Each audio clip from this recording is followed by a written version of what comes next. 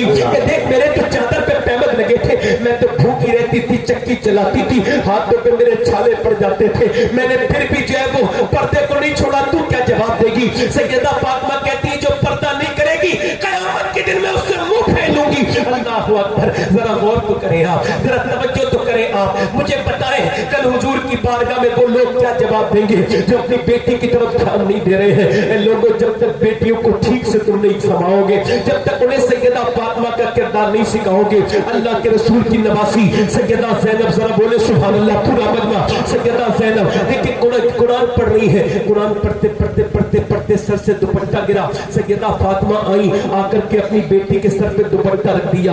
बेटी ने अपनी अम्मी की तरफ देखा, कहा अम्मी सर पे दुपट्टा क्यों रखा? 6 साल की बच्ची पे पर्दा फर्ज थोड़ी है, मगर ये है इखलाक, ये है नबी की बेटी की तरबियत। कहा बेटी इस वजह से रखा कि जो लड़की सर पे दुपट्टा नहीं रखती है उससे तेरे नाना नाराज हो जाते हैं। सैयदा ज़ैनब ने ये सुना, रोने लगी। सैयदा फातिमा ने छुपाया नहीं, चुपी और रोई, ओ फातिमा चुप जा। सैयदा ज़ैनब कहने लगी अम्मी जान नाना से कह देना इस बार मुझे माफ कर दे, अगली बार ज़ैनब सर तो कटाएगी मगर सर पे से दुपट्टा नहीं हटाएगी। सैयदा ज़ैनब का पड़ोसी कहता है कि मैं 14 साल ज़ैनब का पड़ोसी रहा मगर कभी मैंने पर्दे की हालत में भी ज़ैनब को नहीं देखा। सैयदा ज़ैनब की तबीयत बिगड़ी, इतनी बिगड़ी कि आखिरी वक्त आ गया। उनके शौहर अब्दुल्ला ने कहा आओ तुम्हें डॉक्टर को दिखा दे।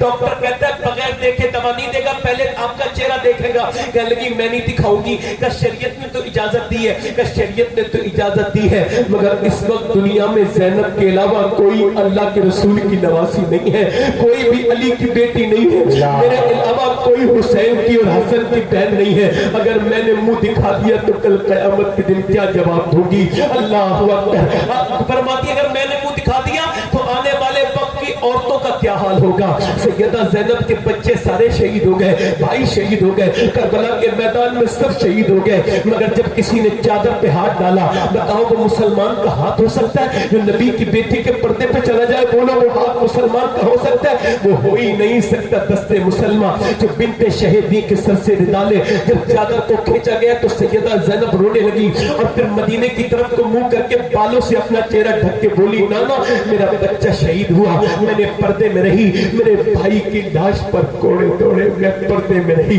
मगर आज जब मेरा पर्दा ही खींच लिया तो मैंने बालों से पर्दा किया। नाना नाराज मत होना, मेरे पास अब तो पट्टा ही नहीं है। मदीने से आवाज आई ज़ैनब तेरे ऊपर तो तेरे नाना को नाज है। यार देखे तो वो पर्दा गिनने के बाद बालों से पर्दा कर रही है। इमाम हुसैन करबला के मैदान में अपनी बहन से कह रहे जोर से मत रोना, आवाज का भी पर्दा होता है, जोर से मत रोना, मगर आज हमारी बहनें बेपर्दा है, गैर मुस्लिमों के घरों में जा रही है, उनके मियां उनके ईमान खराब हो रहे हैं, मुर्तद हो रही है। देखो मैं तो हुजूर से जवाब दे दूंगा, हुजूर रोज चीख चीख के कहता था मेरे आका अपनी बेटियों को बचा लो, जब कब्र में जाऊंगा जिम्मेदारी आपकी है, अपनी बेटी को चेक करो वो नमाज पढ़ती है कि नहीं पढ़ती है, कुरान पढ़ती है कि नहीं पढ़ती है। मैं मैं सैयदा कायनात सैयदा फातिमा के कदम की कसम खा के कहता हूँ, मुझे फातिमा ज़हरा की जूतियों की कसम, अगर बचपन में अपनी बेटी को किरदार फातिमा सिखा दो तो पूरी दुनिया के गैर मुस्लिम जोर लगाएंगे, तब भी एक भी मुसलमान लड़की नहीं बैठ सकती। वाह वाह वाह। लोगों तकरीरें सुनने का वक्त खत्म हो गया, अब तुम्हें नमाजी बनना है, हमें मिटाने की बातें चल रही हैं। बोलो चल रही है कि नहीं चल रही? हमारे खिलाफ मंसूबे बन रहे हैं, अगर हम फिल्म से ड्रामे से बाहर नहीं आ रहे। मैंने अपने हाथों से 2 लड़कों को गुस्ल दिया था 2018 में। एक लड़का था, ध्यान से सुनना बड़े दर्द की बात है, एक लड़का था 18 साल का, एक था 16 साल का, दोनों एक ही मां के बच्चे थे। एक्सीडेंट हो गया, उसकी मां जनाजा नहीं छोड़ती थी, मैंने छुड़ाना चाहा तो रो के बोली, मुझे देखा ना उसने, पड़ोसन थी मेरी, मुझे देख के बोली सैयद साहब जब मुझसे ये 2 बच्चों का गम बर्दाश्त नहीं हो रहा तो ज़ैनब ने करबला का गम कैसे बर्दाश्त किया होगा। अल्लाह। उसके बच्चों को जब मैं गुस्ल देने लगा, 18 साल के बच्चे की उम्र थी मरने की, बोलो जरा اگر عمر کے حساب سے موت آتی تو عمر تھی تو وہ اسے یہ ہے وہ غسل دینے لگا تو اس کا پورا جسم پھٹا ہوا چیرا تھا. پوسٹ مارٹم والوں نے, میں رونے لگا. ایک صاحب بولے رونے سے یہ صاحب, میں نے کہا کیوں؟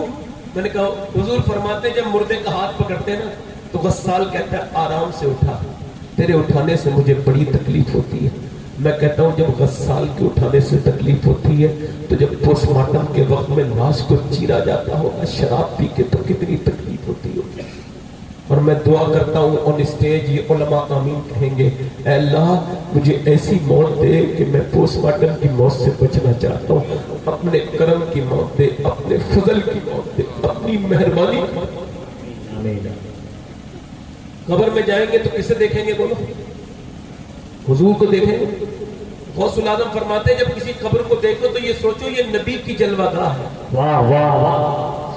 تو نبی آئیں گے, حضور کو دیکھو گے, جلدی بولو دیکھو گے. کون سی آنکھوں سے دیکھو گے؟ جن آنکھوں سے نوجوانوں فیس بک پہ فلم دیکھتے ہو, اس پہ گندی تصویریں دیکھتے ہو. بتاؤ مرنا تو ہے ایک دن, بس دھیان سے بتاؤ. لاشیں تو سب کی اٹھنی ہے, بچے گا تو کوئی نہیں. آج مجھ سے نظر چرا لو مگر بتاؤ کیا دیکھ پاؤ گے ان آنکھوں سے جن سے فلمیں دیکھتے تھے, گانے دیکھتے تھے, ڈرامے دیکھتے تھے. مولا علی کہتے ہیں میں نے اپنی آنکھ سے کبھی اپنی شرمگاہ بھی نہیں دیکھی. کسی نے کہا اپنی شرمگاہ دیکھنا کوئی نجائز تو نہیں؟ کہ لگے بات ٹھیک ہے مگر جن آنکھوں سے حضور کو دیکھتا تھا تو شرم آتی تھی.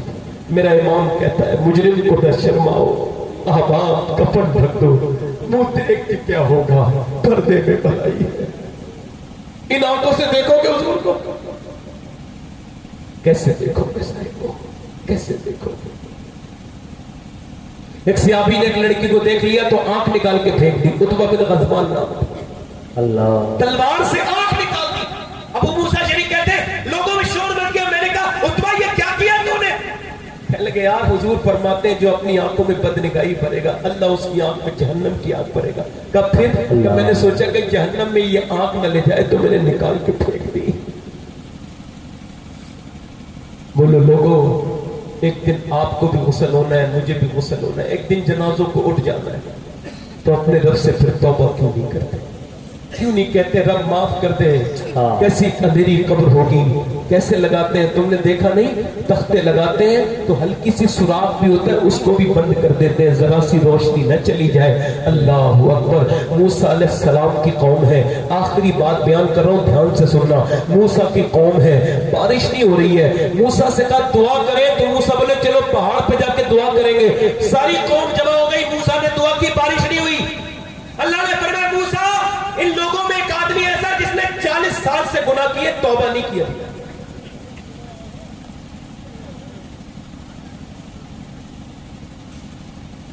جو ہے میری بات کریں, اللہ نے فرمایا جب تک اسے نہیں نکالے گا, جب تک اسے نہیں نکالے گا بارش. اب وہ آدمی کھڑا جس نے 40 سال سے سوائے گناہ کے اور توبہ کبھی کی نہیں. اللہ نے فرمایا جب تک یہ توبہ نہیں کرے گا نکالو اسے باہر ان لوگوں میں سے. موسیٰ نے کہا دیکھو بھائی نکل جاؤ, جو بھی یہ نکل جائے. پتہ تو ہوتا ہے نا, جو گناہگاروں سے پتہ تو ہوتا ہی ہے نا. تو دیکھو وہ ایسے, ایک اس کے آدمی برابر ادھر ہے, ایک ادھر کھڑا ہے. وہ رویا اور ایسے رویا کہ سسکیوں سے رویا, آواز پیدا ہونے نہیں دی. ہجوم غم میں بھی احساس ضبط غم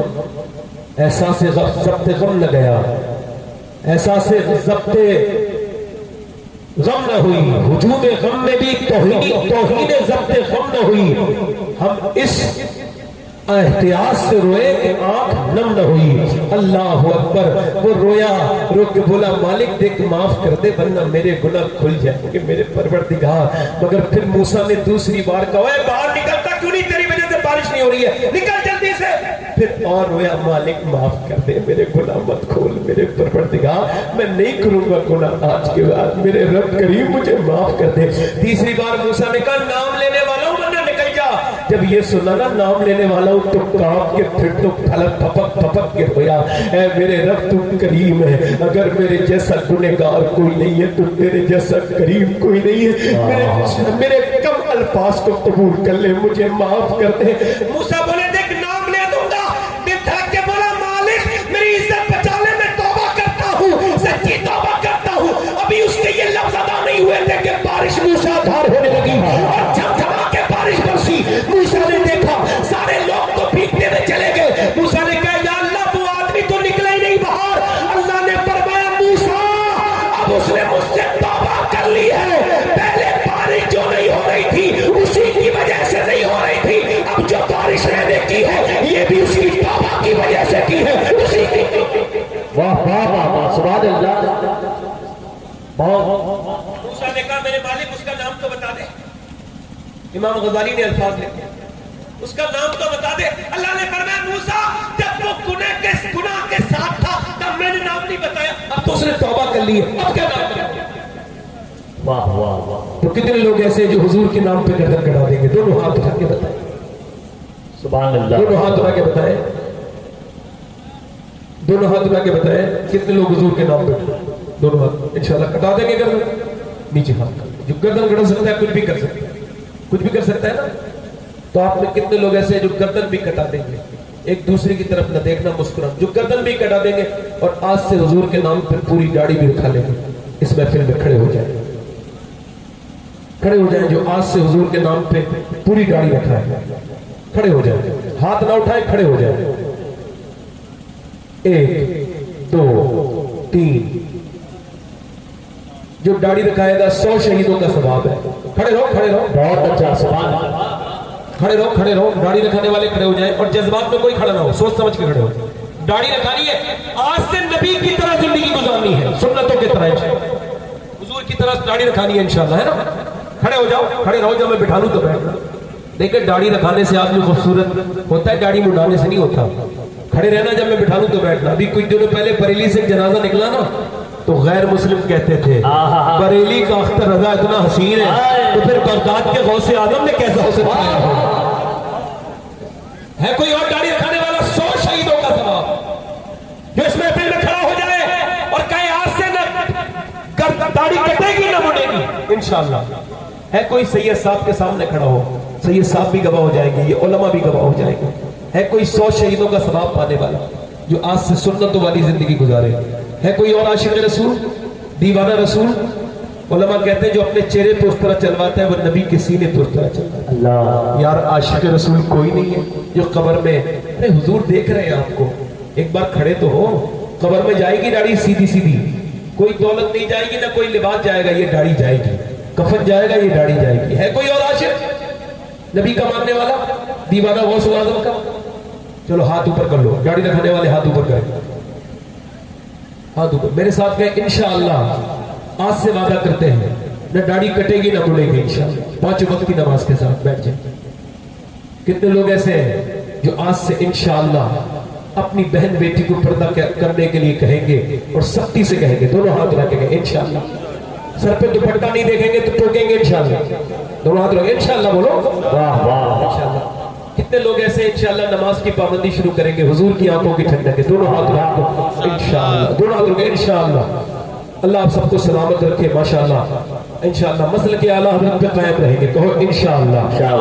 اللہ آپ سب کو سلامت رکھے، با کرامت رکھے۔ توبہ کرنے میں بھی توبہ کرتا ہوں، پڑھیں استغفر اللہ ربی من کل ذنب واتوب الیہ، پڑھ لیجیے لا الہ الا اللہ محمد رسول اللہ۔ میری زندگی کا مقصد تیرے دین کی سرفرازی، میں اسی لیے مسلمان، میں اسی لیے نمازی، اسلام زندہ باد، مسلک اعلیٰ حضرت زندہ باد۔ لقد کان لکم فی رسول اللہ اسوۃ حسنہ، صدق اللہ العظیم، وما علینا الا البلاغ۔ السلام علیکم ورحمۃ اللہ وبرکاتہ۔ انشاءاللہ شکر کریں گے، آج سے ناشکری نہیں کریں گے۔ آپ کا بہت شکریہ، آپ کا بڑا احسان، آپ نے میری تقریر سنی۔ بیٹھے تشریف رکھیں، آگے پروگرام ابھی چلے گا۔ اللہ آپ کو شاد آباد رکھے۔ عاقب آبادی اور اسلم بلرام پوری صاحب یہ 2 شاعر ابھی ہیں، انشاءاللہ صفی اللہ بھائی ان کا اعلان کریں گے اپنے حساب سے۔ اللہ تعالیٰ آپ سب کو سلامت رکھے، یہاں کے علماء کو سلامت رکھے، آپ کی کمیٹی والوں کو اللہ اجر عطا فرمائے، سننے والوں کو اجر عطا فرمائے، اور اللہ ہی بہترین بدلہ دینے والا مہربان ہے۔ اللہ ہماری محفل کو قبول فرمائے۔ السلام علیکم ورحمۃ اللہ تعالیٰ وبرکاتہ۔